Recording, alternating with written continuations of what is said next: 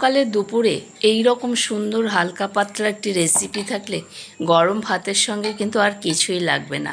নমস্কার, আবারও একটি দারুণ স্বাদের নতুন রেসিপিতে আপনাদের সবাইকে স্বাগত। সম্পূর্ণ নিরামিষ। আমি কাঁচা লঙ্কা, পোস্ত আর আদা একটা পাত্রে ভিজিয়ে রেখেছি, আর মটরের ডাল ভিজিয়ে রেখেছি। মিক্সির মধ্যে আমি এর আগে মশলা গুঁড়ো করেছিলাম, সেই পাত্রের মধ্যেই আমি ডাল দিয়ে দিলাম। আমি ডালগুলো আগের দিন রাত্রিরে ভিজিয়ে রেখেছিলাম। সময় কম থাকলে গরম জল দিয়ে ভিজিয়েও আপনারা ঘন্টা দুয়েক পরে রান্নাটা করতে পারেন। আমি আদা আর কাঁচা লঙ্কা দিয়ে ডাল খুব ভালো করে পেস্ট করে নেব, তবে একেবারে মিহি পেস্ট না করে একটুখানি যেন দরদরা মতন থাকে, এরকম করলে কিন্তু খুব ভালো হয়। আমি একটা পাত্র নিয়েছি, এর মধ্যে বেটে রাখা ডাল দিয়ে দিলাম, আর পোস্তটাও আমি বেটে রেখে দেব এই রান্নার জন্য। গরমের দুপুরে এইরকম সুন্দর একটি রেসিপি থাকলে বিশ্বাস করুন আর কিচ্ছু লাগবে না, মাছ মাংসের ধারে কাছেও কেউ যাবে না, এতটাই টেস্টি হয়। ঠিক এই রকমভাবে পেস্ট করে নেবেন ডালগুলো। এবারে এর মধ্যে দিয়ে দেব হলুদের গুঁড়ো, নুন স্বাদ মতো, আর দেব একটু কালো জিরে। এই দিয়ে খুব ভালো করে মাখিয়ে নেব। এমনিতে মিক্সিতে পেস্ট করলে দিয়ে দিলাম নুন, ফ্যাটানো হয়েই থাকে, দিয়ে দিলাম 1 চিমটি কালো জিরে। এবার চামচ দিয়ে খুব ভালো করে ডাল বাটার সঙ্গে মিশিয়ে নেব। নুন আপনারা কিন্তু বুঝে দেবেন, কারণ রান্নার মধ্যেও নুন দিতে হবে। বড়ায় যদি অতিরিক্ত নুন দিন তাহলে কিন্তু বড়াটা বেশি নোনতা হয়ে যাবে। মাখানো হয়ে গেছে, কড়াই বসিয়ে দিয়ে সর্ষের তেল দিয়ে দিলাম। আমি রান্নাটি কিন্তু সর্ষের তেলে করছি, আপনারা চাইলে সাদা তেলেও করতে পারেন, কোনো অসুবিধা নেই। তবে রান্নাটি কিন্তু একবার যদি বানান বারবার বানাতে চাইবেন, এতটাই টেস্টি। এর সুগন্ধেই পুরো ভাত খাওয়া হয়ে যাবে, এত সুন্দর। গরমকালে এরকম হালকা পাতলা রান্না খেতে কিন্তু দারুণ লাগে। এবার তেল গরম হয়ে গেছে, বড়াগুলো কিন্তু আমি ভেজে নেব এক এক করে। বড়াগুলো একেবারে ছোটও নয়, একেবারে বড়ও নয়, একটু মিডিয়াম সাইজ করে ভেজে নিতে হবে। তেল গরম হয়ে গেছে, দেখুন আমি বড়াগুলো এর মধ্যে এবার এক এক করে দিয়ে দিচ্ছি।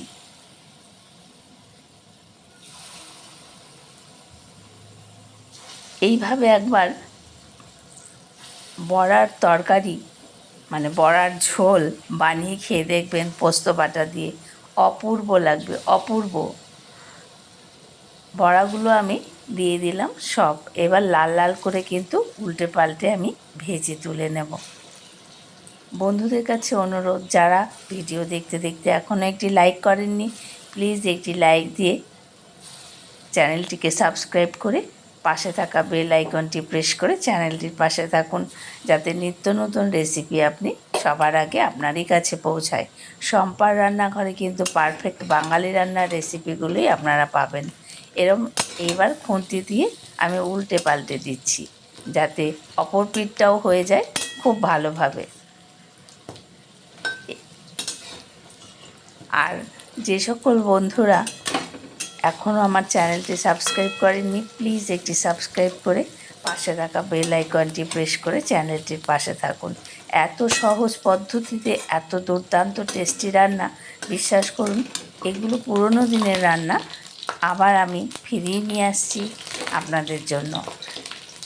এত কম উপকরণে আর কম সময়ে এত দুর্দান্ত টেস্টি সত্যি ভাবা যায় না।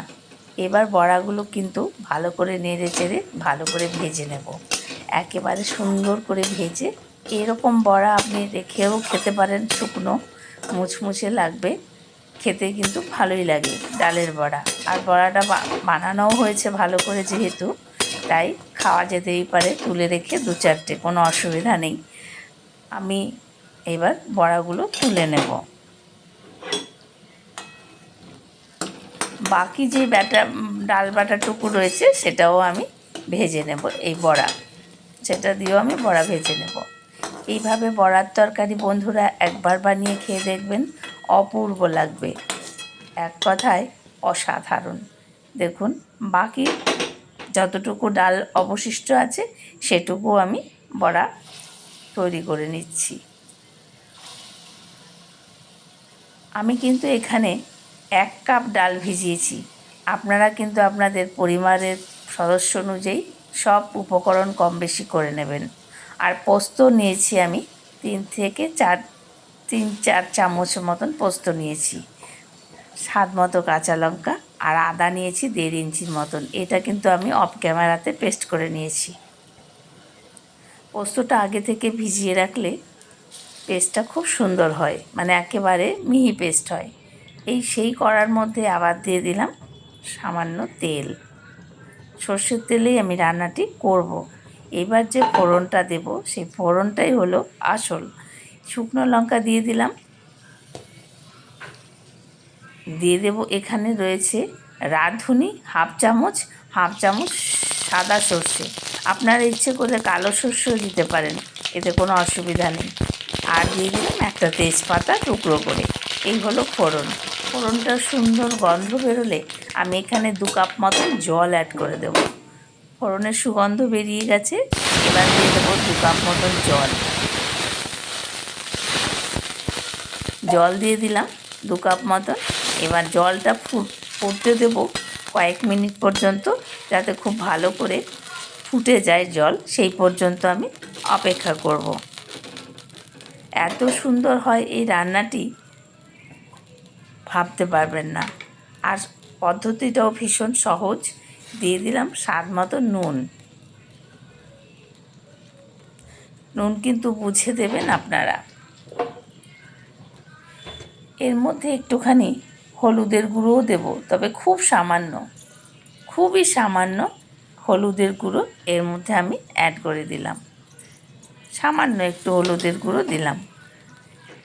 এবার জলটা ফুটে ওঠা পর্যন্ত অপেক্ষা করব।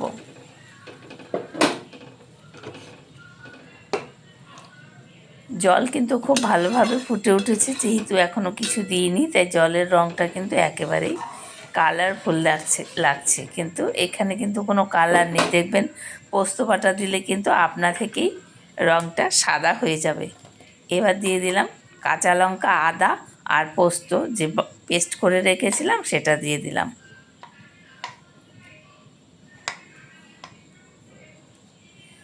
খুব সহজ পদ্ধতিতে একটি দারুণ রেসিপি।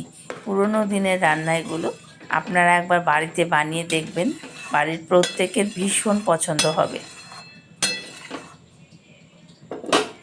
এবার দিয়ে দিলাম ভেজে রাখা বড়াগুলো। আমি কিন্তু সবগুলো বড়াই এর মধ্যে অ্যাড করলাম। ফুটতে দেব 2-3 মিনিট মতন পর্যন্ত। 2-3 মিনিট ফুটতে দেব, যাতে বড়ার মধ্যে মানে বড়াটা বেশ রসে ভরে যায়। দিয়ে দিলাম স্বাদ মতো চিনি। চিনিটা কিন্তু অবশ্যই দেবেন, তাহলে টেস্ট খুব ভালো হবে। যেহেতু নিরামিষ রান্না, এতে কিন্তু চিনি না দিলে খেতে ভালো লাগে না। নিরামিষ যে কোনো রান্নায় একটু চিনি দিলে রান্নার স্বাদের ব্যালেন্স থাকে খুব ভালো। এবার ফুটতে দেবো 2-3 মিনিট পর্যন্ত।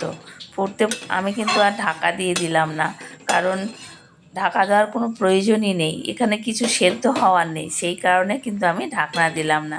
ফুটে উঠেছে খুব ভালোভাবে, দেখুন বড়াগুলো অনেকটা সাইজে বড় হয়ে গেছে, জল শোপ করে নিয়ে অনেকটা বড় হয়ে গেছে। দেখুন বড়াগুলো, রান্নাটা কিন্তু প্রায় হয়েই এসেছে।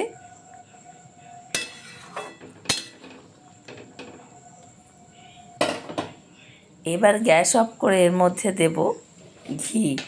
আর কিন্তু কিছু দেওয়ার নেই, গরম মশলা টশলা কিচ্ছু দেব না।